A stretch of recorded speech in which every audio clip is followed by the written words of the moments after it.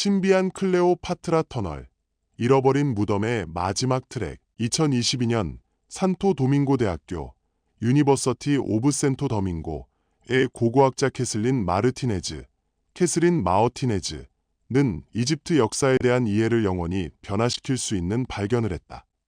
오래된 타포 시리스 마그나 사원에서 발굴하는 동안 그는 고대 공학의 걸작인 1300m의 지하 터널을 발견했습니다. 지하 13m 이상에 숨겨져 있는 이 구절은 놀라운 정밀도로 지어진 3호섬의 수로인 그리스의 유명한 유팔린 터널과 비교되었습니다. 그러나 건축 복잡성을 넘어서 이 터널은 클리오펠러의 잃어버린 무덤을 찾는 열쇠가 될 수 있습니다. 마르티네즈는 10년 이상 클레오파트라가 알렉산드리아에 묻혔다는 전통적인 믿음을 무시하는 이론을 따랐다.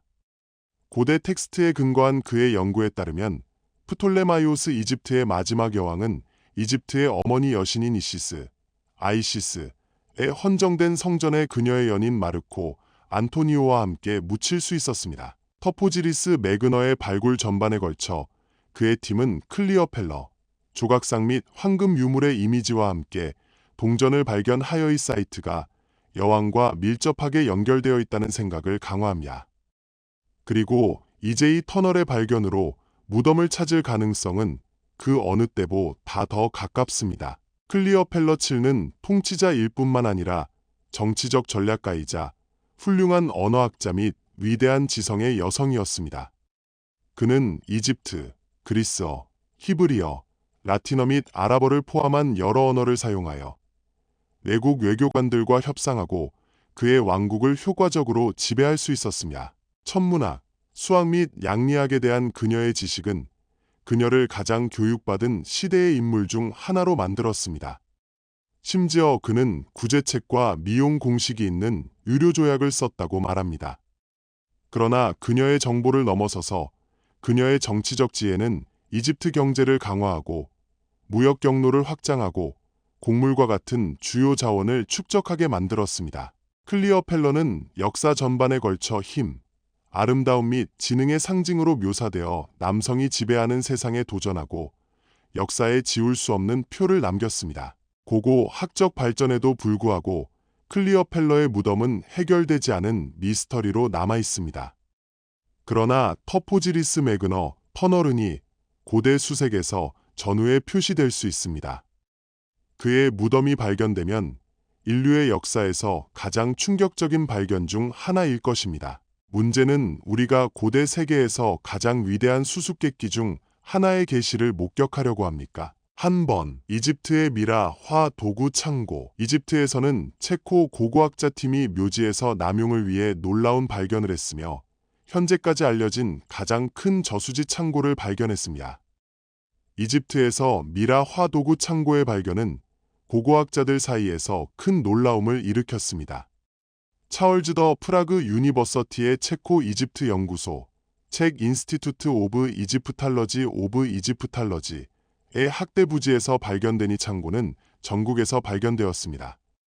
다이너스티 26의 묘지에 위치한 창고에는 350개가 넘는 세라믹 병이 포함되어 있으며 방부 처리 재료를 저장하는 데 사용됩니다.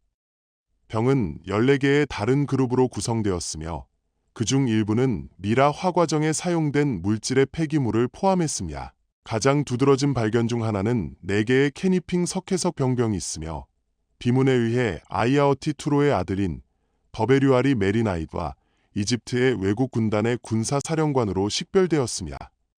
호기심으로 항아리가 준비되었고 의식이 수행되었지만 그것들은 결코 사용되지 않은 것 같습니다.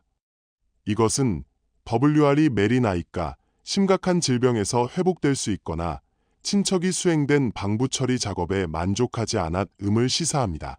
2번, 음력 달력의 비밀. 이집트의 유산. 왜 365일입니까? 당신이 스스로에게 물어본 적이 있다면 대답은 우리를 고대 이집트로 데려갑니다.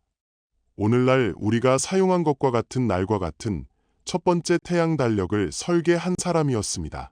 그러나 그전에는 5,000년 전의 이집트인들은 이미 달을 기반으로 한 다른 달력을 사용했습니다. 이것은 연도를 12개월로 각각 29일, 또는 30일로 새로운 달부터 시작했습니다. 결과 현재의 것보다 1년 짧고 약 10일 또는 11일의 차이가 있습니다. 보상하기 위해 2년마다 추가 한 달을 추가했습니다. 연중 13개월을 보냈다고 상상할 수 있습니까? 그들이 태양 달력을 채택하더라도 그들의 버전은 우리와 같지 않았습니다. 4개의 스테이션 대신 홍수, 심기 및 여름의 홍수가 3개만 있었습니다. 결국 이집트에는 차가운 겨울이나 화이트 크리스마스가 없었습니다. 오늘날 우리는 캄안보와 같은 고대 사원에서의 달력의 흔적을 여전히 볼 수 있습니다. 거대한 석재 앨범으로 표시된 마야 달력과는 달리 이집트는 냉장고에 붙인 달력처럼 보였습니다. 그들의 달에는 사스, 메지어 및 페이피와 같은 이름이 있었고 오사이리스, 호러스, 세트, 아이시스 및 네프티즈와 같은 가장 중요한 신들에게 전념하는 축제를 축하했습니다. 가장 놀라운 것은 시스템이 오늘날 우리가 사용하는 그레고리언 달력의 기초라는 것입니다. 1582년에 도입되었지만 많은 국가들이 그것을 채택하기 위해 가져갔습니다. 예를 들어 영국은 1752년까지 변화를 일으키지 않았으며 그랬을 때 그는 달력에서 11일을 제거했습니다. 9월 2일에 그는 9월 14일에 직접 이어졌습니다. 이 조정은 또한 시작을 3월 25일부터 1월 1일로 변경했습니다. 밤새 며칠을 잃어버린 것이 얼마나 혼란스러웠는지 상상해 보십시오. 일부는 그 변화를 훔치고 있다고 느꼈기 때문에 항의했습니다. 그러나 결국 모든 것이 정착되었고 오늘날 우리는 고대 이집트인들의 독창성에 뿌리가 있는 달력을 계속 사용하고 있습니다. 3번 투탕카문 침대. 새로운 조사에 따르면 토턴케몬 왕은 현대 캠페인 침대의 첫 번째 버전에서 잠을 잤을 수 있습니다. 도쿄에 있는 무사시노 대학교 유니버서티 오브 무사시노의 연구원들은 오래된 이집트 침대의 작은 모델을 분석하고 그것이 세 부분의 첫 접이식 캠페인 침대라고 제안했습니다. 1922년 하워드 카터가 발견한 이 침대는 사자와 나무에 조각된 4개의 다리로 만들어졌으며 무게의 대부분을 지지하는 구리 합금 드럼과 함께 만들어졌습니다. 다리의 정교한 모양으로 인해 접는 것은 어려운 작업으로 만들었지만 디자이너는 독창적 인경첩을 사용하여 긴장을 완화했습니다. 연구원들은 이 침대가 잠보발로 고통받는 젊은 왕의 기대에 대한 비전을 제공하여 지팡이 없이 걷는 것을 막았다고 생각합니다. 그의 신체적 한계에도 불구하고 그는 캠핑과 사냥을 꿈꿨다. 프로젝트 연구원 중 한 명인 네이오코 니시모토에 따르면 연약한 왕은 길거나 격렬한 원정에 참여하지 않았을 가능성이 있지만 캠핑과 사냥에 대한 아이디어를 좋아했습니다. 그의 캠페인 침대는 어떤 의미에서 시적입니다. 눈에 보이는 트레이스의 테스트 및 오류는 침대 생산 작업을 수행한 장인이 참조로서 다른 3파트의 접이식 침대가 없어듬을 보여줍니다. 번호 4. 이야기를 바꾸는 신비한 이집트 천문대. 고대 이집트인들은 천문학에 대한 지식이 너무 정확하여 현대 과학자들을 계속 당황하게 만들었습니다. 어도비 하우지즈와 베너레이티드 크라커다일즈에서 살았던 문명은 어떻게 그런 정확성으로 별의 움직임을 이해할 수 있었습니까? 어떤 사람들은 혼자서 하지 않았다고 생각합니다. 가장 열렬한 이론은 다른 세계의 존재들이 그들에게 손을 준다고 제안합니다. 피라미드가 기계의 에너지원으로 사용했던 것과 같은 것입니다. 그러나 생각은 이 문명의 놀라운 독창성에 대한 장점을 가져옵니다. 오늘날 현대시대에 처음으로 고고학자들은 진정으로 오래된 이집트 천문대를 발견했습니다. 그것은 가장 오래된 종류일 뿐만 아니라 가장 위대한 발견입니다. 이번 발견은 고대 도시 부토에서 발생했지만 약간 탐구되었지만 매혹적인 비밀이 있습니다. 이 전망대는 L 형태의 어도비 건물로 구성됩니다. 그의 입구는 몇 시간과 몇 시간 동안 하늘의 관찰자로 알려진 사제가 태양과 별의 움직임을 따르는 특별한 플랫폼으로 이어집니다. 가장 놀라운 것은 이집트 사제들이 망원경이나 고급 도구를 사용하지 않았다는 것입니다.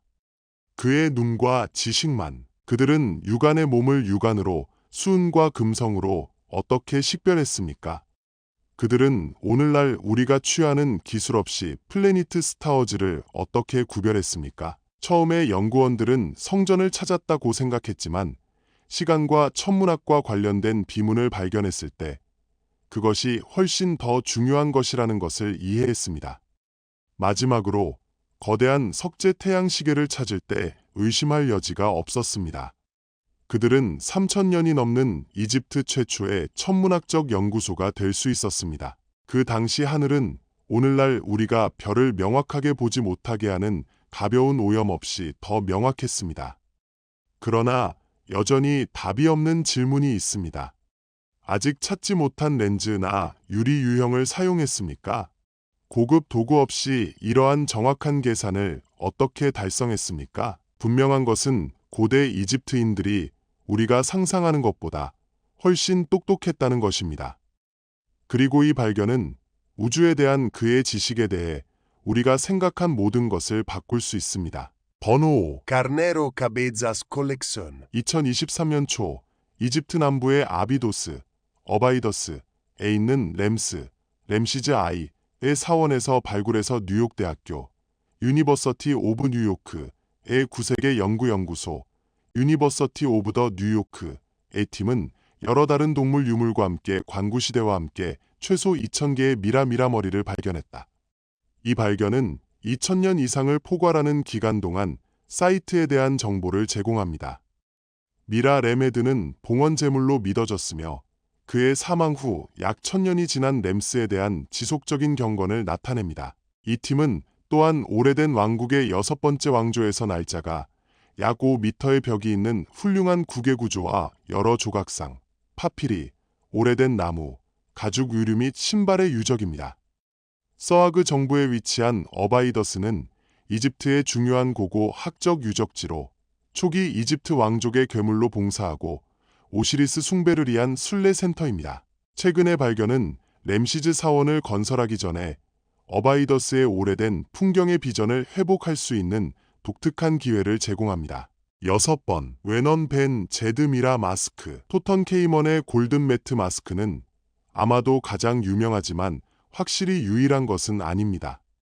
서스테인즈 아이의 육군 장군인 웨이니 벤 제드의 절묘한 장례식 마스크는 진정한 걸작입니다. 금으로 만들어졌으며 색깔의 유리 페이스트로 장식된 마스크의 눈과 눈썹은 인상적입니다. 그는 장군의 얼굴, 목, 귀를 덮고 이마에 끝났고 6개의 작은 천공된 혀가 머리에 고정되었습니다. 웨이니 벤 제드의 얼굴 특성은 세심하게 상세하여 약간의 미소로 장군의 이상적인 이미지를 제시합니다. 코는 완벽하게 형성되고 입술은 좁고 다육질입니다. 흥미롭게도 귀는 대칭이 아니며 왼쪽은 오른쪽보다 더 눈에 띄지 않습니다. 피에르 몬테, 피에어 만테트, 가 타니의 실제 궤사에서 발견된 장군의 무덤에는 황금 마스크뿐만 아니라 가슴, 반지, 팔찌 및 금상을 포함한 수많은 보석 조각이 포함되어 있습니다. 무덤의 가장 주목할 만한 발견 중에는 3개의 섬세한 금과 은색 그릇과 램을 나타내는 레피즈레즈 열라이의 조상이 있었습니다. 또한 4개의 캐니핑 주전자와 많은 안식일이 석관 밖에서 발견되었습니다. 번호 7. 운석 보석. 최근의 연구에 따르면 5,000년 전에 무덤 내부에서 발견된 오래된 이집트 철 목걸이는 운석으로 제조된 것으로 나타났습니다. 튜브 형태의 이 보석 조각은 1911년에 카이로에서 남쪽으로 약 40마일 떨어진 저자묘지에서 처음 발견되었습니다. 기원전 3350년 사이에 날짜 기원전 3600년 매장지에서 발견된 이 기록은 고대 이집트에서 철의 사용에 대한 첫 번째 사례 중 일부이며 이집트의 철기 시대는 수천 년입니다. 이 계정의 우주기원은 처음부터 의심되었습니다. 발견 직후 연구원들은 금속 보석이 철상 운석의 독특한 징후인 니켈이 매우 풍부하다는 것을 확인했습니다. 그러나 1980년대에 일부 학자들은 계정의 천상의 기원을 의심하여 높은 니켈 내용이 파운드리, 프로세스에서 발생할 수 있음을 시사합니다. 최근 오펀 유니버서티 사이언티스트와 유니버서티 오브 맨체스터는 전자현미경과 엑스레이 단층 촬영 스캐너를 사용하여 이러한 계정 중 하나에 대한 자세한 분석을 수행했습니다. 그들은 니켈이 풍부한 화학 성분과 함께 계정의 원래 금속이 효과적으로 운석에서 나왔음을 확인했습니다. 연구원들은 또한 태양계의 형성 동안 소행성 내에서 천천히 냉각된 운석의 독점적 특징인 설명의 결정 구조에서 이드먼스터턴의 독특한 패턴을 관찰했다. 본질적으로 보고된 바와 같이 추가 조사에 따르면 이 계정은 열에 따라 성형되지 않았지만 냉작업으로 형성되어 최종 형태까지 망치질 수 있습니다. 이 발견은 고대 이집트의 공예품과 귀중한 유물을 창출할 때 외계 금속의 초기 사용에 새로운 빛을 발산합니다. 번호 8. 이탈리아 코네리노의 철기 시대 무덤. 2020년 이탈리아 도시 코리날도에서 새로운 스포츠 단지를 계획하는 동안 이탈리아에서 가장 유명한 철 무덤 중 하나가 발견되었습니다. 매장된 사람의 정체성은 알려져 있지 않지만 자동차를 포함하는 무덤에서 발견된 물체는 그것이 실제 인물, 아마도 왕자 또는 왕이라는 것을 나타냅니다.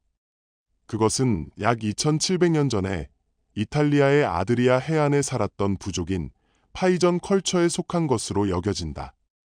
파이전은 이전 그리스인의 상업적 파트너였지만 기원전 286년에 로마인들에 의해 완전히 사망했으며 그 결과 문화가 상실되었습니다.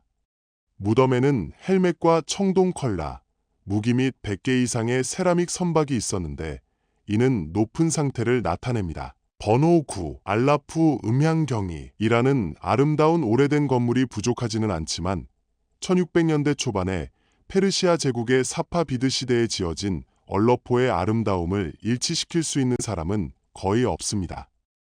이스파운의 넥세어이 저언스케어에서 사 어바스 아이의 명령에 따라 궁전 내에서 가장 주목할 만한 객실은 킹이 손님과 리셉션을 조직한 음악 객실입니다. 과학자와 건축가는 이를 어쿠스틱 공학의 걸작이라고 생각합니다.